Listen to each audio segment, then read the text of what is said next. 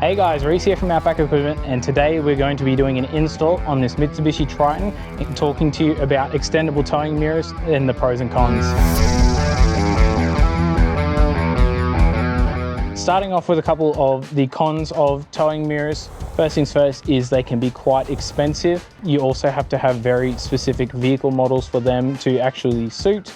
And then they also have very different tiers. So if you want a higher tier vehicle, like a Sahara and a 200 series, you're gonna need to make sure you have your blind spot monitoring and all your sensors and stuff like that built into the unit. So you can't always just go a generic cheap brand. Another con of getting fixed towing mirrors is the ability that you lose to actually make the vehicle narrower. So if you do like doing forward driving but you are towing, you got to take into consideration that this is going to make your vehicle considerably wider. Depending on the brand of towing mirror you go with as well, another con that you may see is the fact that they have split mirrors. When you have a split mirror, the electronics in your car has only ever been designed to control one of those. So one of those is always going to have to be adjusted manually by your hand outside the vehicle. When initially setting up the towing mirrors, it can be very difficult and tedious as you have to get in the driver's seat, check your blind spot, see if it's where you want it, potentially get out around to the passenger side, keep adjusting, going back and forth, back and forth.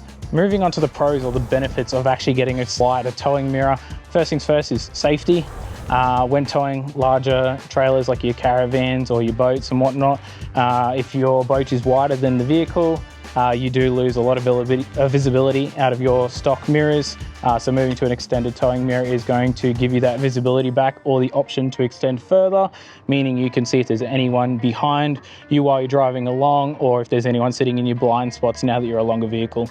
Another pro for a lot of people these days is just the general look of the mirrors. It is an aesthetic thing as well for some people, depending on the makes and models of the vehicle. Some towing mirrors from factory just aren't that nicer looking, so just don't offer very good visibility as is. Another pro would be for your ute owners or people that are doing conversions. When you chuck a tray or canopy on the back, generally the tray or the canopy is wider than the vehicle. So like myself on this situation, the canopy and tray is wider than the vehicle, which has taken a lot of the visibility from behind me, away from me, and I also do run some visors inside, so I can't check my blind spots. So that's where the benefit of a towing mirror is actually going to save me here.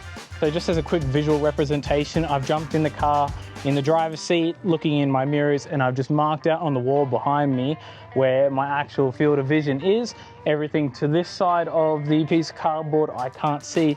Everything to the far side of that piece of cardboard I also can't see. Enough of that, let's go jump onto the car and start getting these installed. So just jumping into the install, I haven't specifically done it on this vehicle before, I've done it on another one. I'm assuming the steps are very similar. The first thing we're going to do is take the door cards off. In my case, it looks like a couple of Phillips head bolts. All right, now that we've popped the door card off, it looks like I've just got a couple of rubber seals over where the mounting bolts are. Looks like this is a generic 3-bolt 10mm sockets. We're just going to grab a little 1/4 inch and zip them off and unplug it and see how we go from there. If you're working on this alone, guys, just be mindful, don't just zip off the bolt straight away, because that is all that is holding your mirror on. I've loosened the top one. I'm going to take the 2 bottom ones off, and then I'm going to jump on the outside and undo the last bolt from there, so then it doesn't just fall on the ground and smash. One thing to take note of with the Tuff terrain units, make sure you don't lose your little 10mm bolts off the factory mirrors, as the mirrors don't come with new ones. Now we have the old stock mirror out. We've got the aftermarket one here. I've just unplugged one of the OEM harnesses on it, just so it's going to be easier for me to feed it through the hole.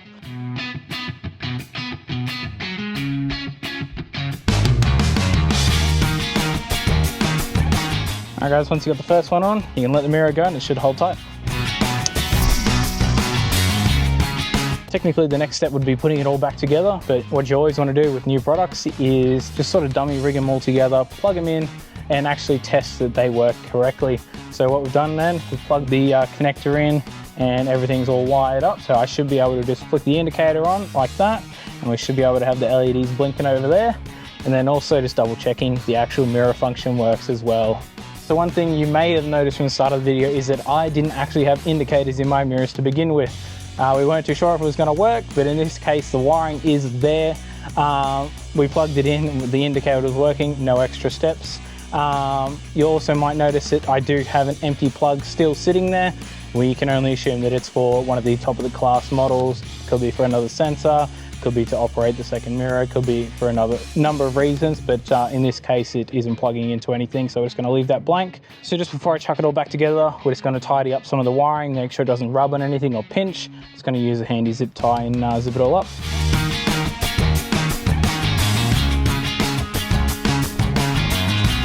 So just a handy tip for your zip ties, you don't want to leave any jagged edges on them. I don't know where my side cutters are, but I've just ducked into the canopy where my partner's side of the all of her goods are, and I've stolen her toenail clippers, and then we're going to use that to make a nice smooth edge. I got some bigger ones. Yeah, why don't I do that the first time?